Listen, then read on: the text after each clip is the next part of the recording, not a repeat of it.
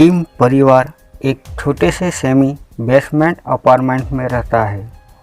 परिवार में पिता की टेक है, माँ चुंग सुक, बेटी की जुंग और बेटा की वू। परिवार के सभी 4 लोग पिज़्ज़ा जनरेशन का टेम्पररी काम करते हैं। आमदनी कम है। घर में लटके मेडल दिखाते हैं कि बच्चे टैलेंटेड है। एक दिन डिनर करते वक्त उनके घर मिन हुक आता है।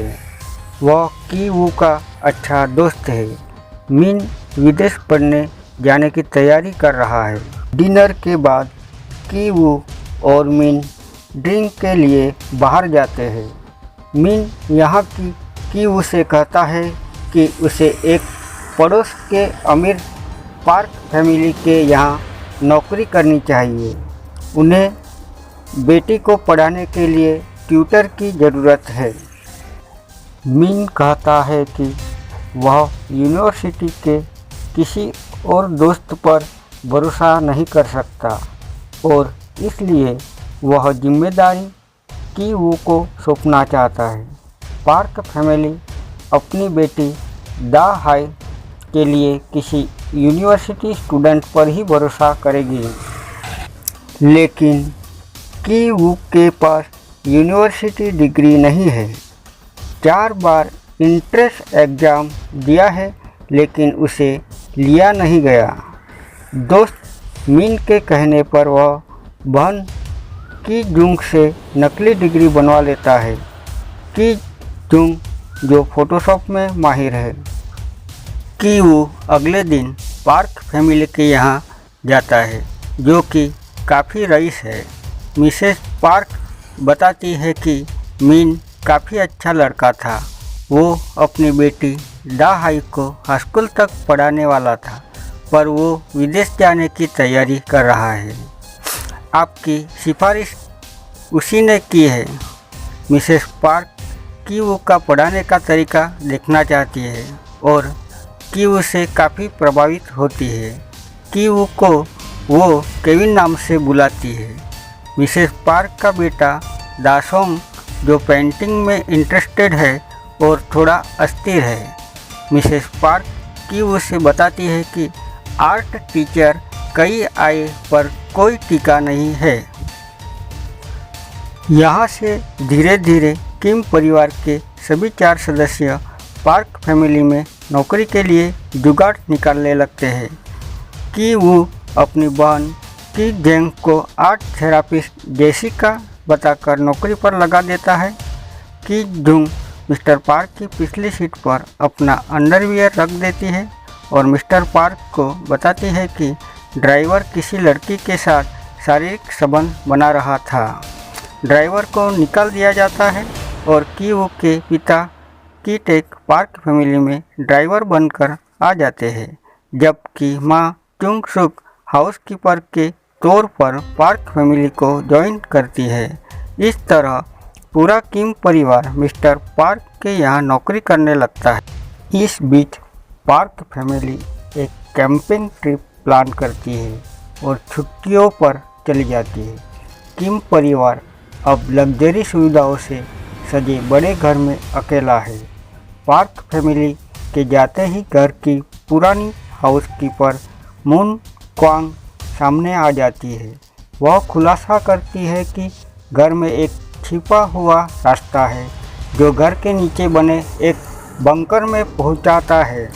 मून किम के परिवार को बताती है कि वह और उसका पति 4 साल तक उस बेसमेंट वाले घर में छिप कर रहे हैं, क्योंकि कर्जदार उन्हें परेशान कर रहे थे।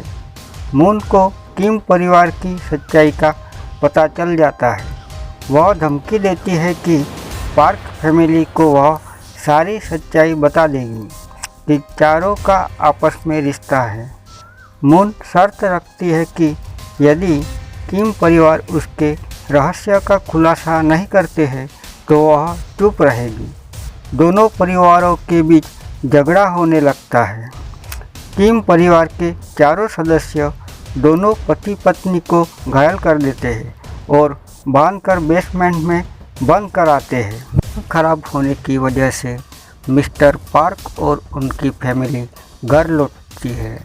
चुंग सुक खाना पकाती है और डिनर सर्व करती है। इस दौरान वह बताते हैं कि उनके बेटे दासोंग ने कुछ साल पहले एक भूत देखा था, जिसके बाद से वह अजीब बर्ताव करने लगा है। शहर में आंधी और बाढ़ आती है, पूरा घर पानी से भर जाता है। पार्क घर की हालत के लिए सबको फटकार लगाते हैं। स्थिति नियंत्रण में आने के बाद मिस्टर पार्क अपने बेटे के जन्मदिन पर पार्टी की घोषणा करते हैं। किम परिवार के चारों लोग पार्टी में मौजूद हैं। इस दौरान कि वो घर के नीचे बने बंकर में जाता है, लेकिन देखता है कि मून की मौत हो चुकी है। मून का पति जियन सई की ऊपर हमला करता है और वहां से भाग निकलता है। जियन सई अपनी पत्नी का मौत का बदला लेना चाहता है और रसोई में रखे चाकू से की जुंग के सीने में सबके सामने खंजर घोंप देता है। अफरा तफरी मच जाती है। इस माहौल में की टेक भी मिस्टर पार्क से गुस्सा है। वह लगातार शिकायतों से परेशान है और मिस्टर पार्क का खून कर देता है।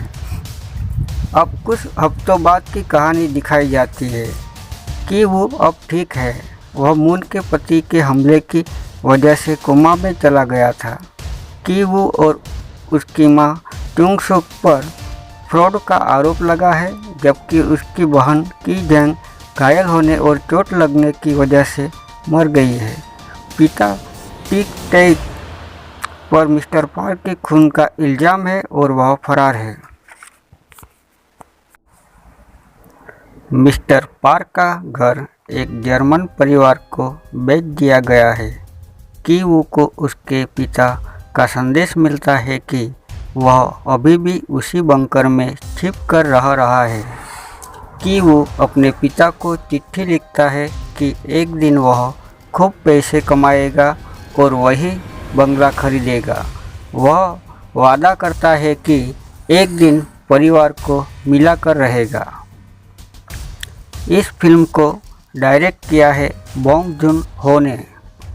फिल्म में दिखाया गया है कि समाज में गरीबों को पैरासाइट माना जाता है, लेकिन वो सिर्फ मूल जीवन छीनने के लिए लड़ते हैं, जो उन्हें गलत नीतियों की वजह से नहीं मिल पाता। प्रतिभा होने हुए भी उन्हें अवसर नहीं प्रदान किया जाता है।